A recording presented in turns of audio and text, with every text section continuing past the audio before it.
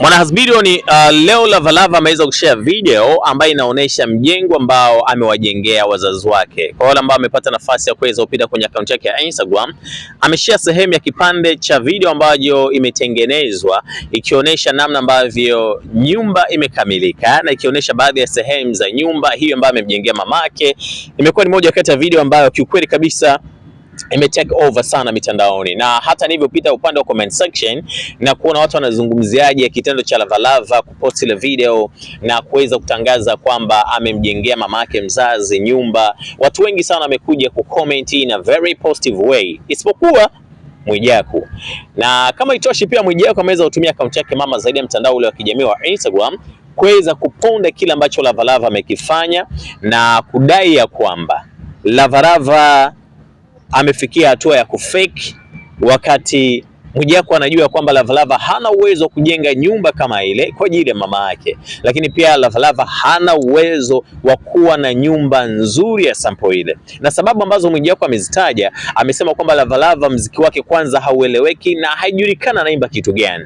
Na kama itoshi, pia Mwijaku akaenda mbali zaidi kwa kudai ya kwamba tatizo ni maisha ya kufake. Lavalava ameamua kuwaongopea Watanzania kwamba amemjengea mamake nyumba kifahari na kuweza kupost kwenye akaunti yake mama zaidi ya mtandao wa kijamii ile ya Instagram. Mwijaku pia akasisitiza na kudai ya kwamba kama Lavalava amejenga kweli nyumba ile, basi aoneshe ushahidi.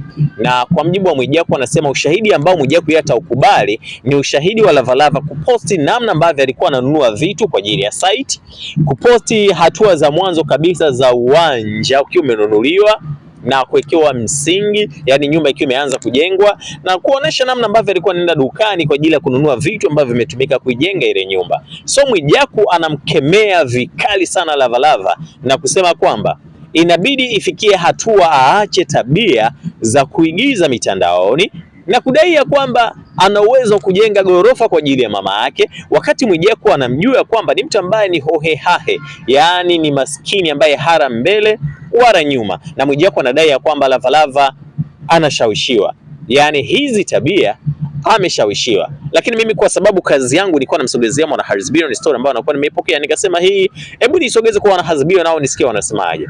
Hivi ni kweli haiwezekani kabisa kwa Lavalava kuwa na mafanikio makubwa kujenga nyumba kama hii ambayo mnaitazama? Haiwezekani? Au Mwijaku ni ujuaji mwingi? Niambie kwa njia ya comment.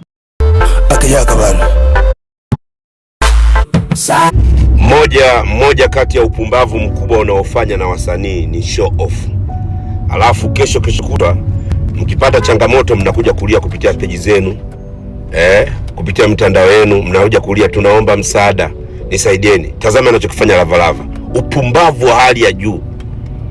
Wewe ni hali yako ni zolfu hali, uko unajikongoja, which is good, watu wameamua kusupport. Saizi uko unapambana, unaweza kuleta show off za kitoto, eti nimemjengea nyumba mama yangu, nimejengea nyumba wazazi wangu.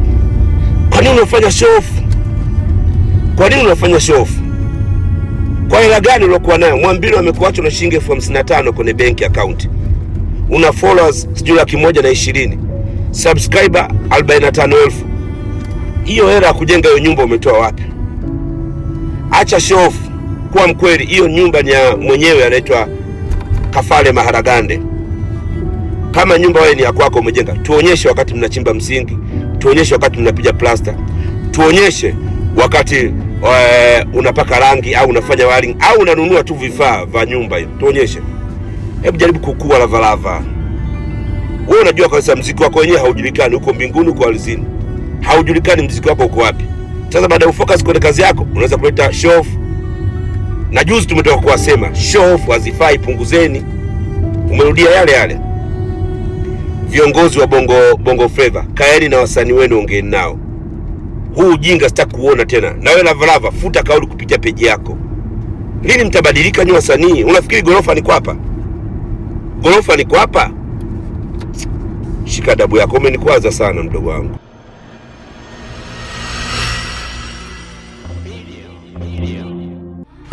Usisahau kusubscribe, kulike na kucomment. HBTV.